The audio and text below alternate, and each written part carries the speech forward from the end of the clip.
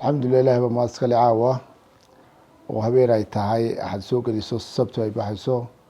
waxaan fursad u yeeshay gurigeyga inaan ku qabto munaasabad aan usii qadimiyey 16 Juun 2026 16 Juun waa markii ugu horeysay Soomaaliland ay xorriyad hesho ay ka hesho mustacmarka Ingiriiska. waxaad moodaa ayaan darada haysatay 16 Juun dadkii halgamaaga ahaa uu soo halgamay ama dadkii wax ka garanay odayaashii waaweynaa ee halgankaa soo maray laba qof iyo wax yar oo fara ku tirisa ka nool, laakiin hamiyadda waxaa la siiyay Somaliland 18 May 18 May dee mustacmar ina haystay oo wadankeena gumaysanayay kama inaan kicin. midda kale cuqdada laga qabo 16 Juun dee inaku fursadanu dayacnay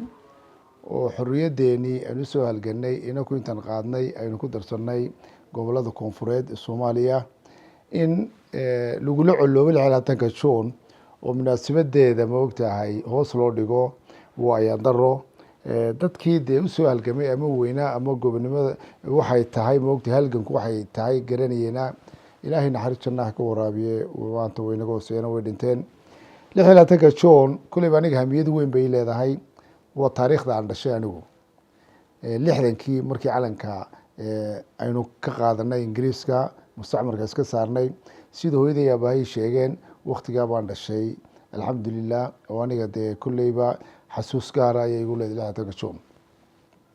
waxaan u hambaliyeynayaa aan doonaya inaan u hambaliyeeyo Somaliland meel walay joogaan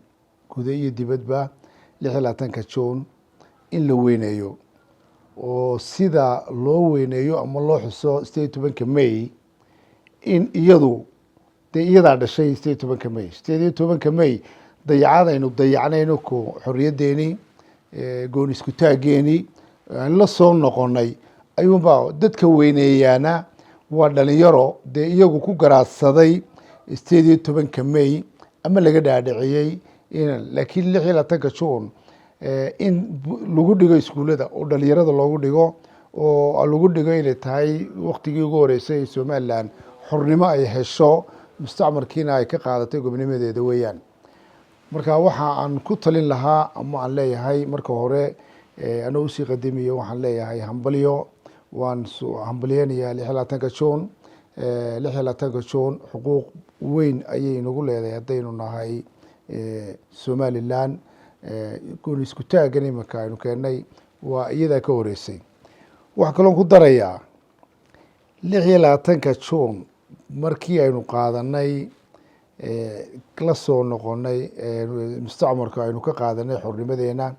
dowladdii ugu horeysay ee ictiraaftay waxay ahayd dowladda maantana ugu horeysay ee ictiraaftay waa Israa'iil bay ahayd. marka waxa weeyaan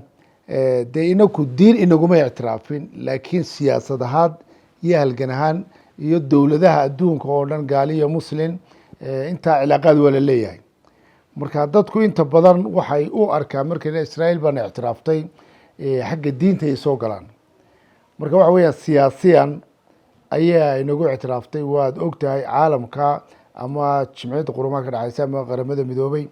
dee waa 200 oo wax yar la ayaa jooga gaal iyo islaam way leedahay intaba ictiraaf baanu ka rabnaa gaal iyo islaam hindidaynu ka rabnaa oo caabudo ma ogtahay lo-da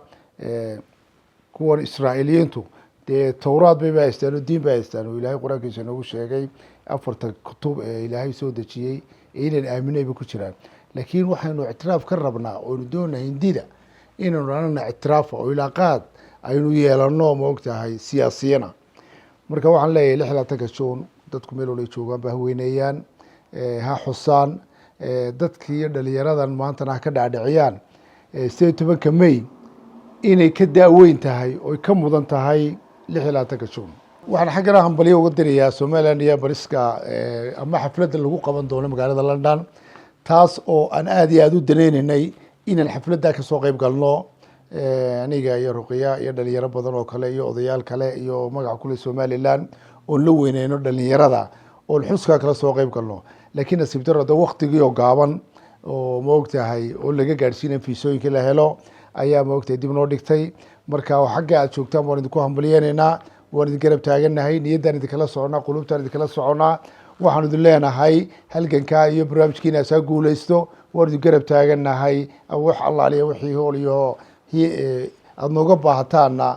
waa wiilkan waan idin fulina insha allahu tacaala wasalaamu calaykum waraxmat ullahi wabarakaatu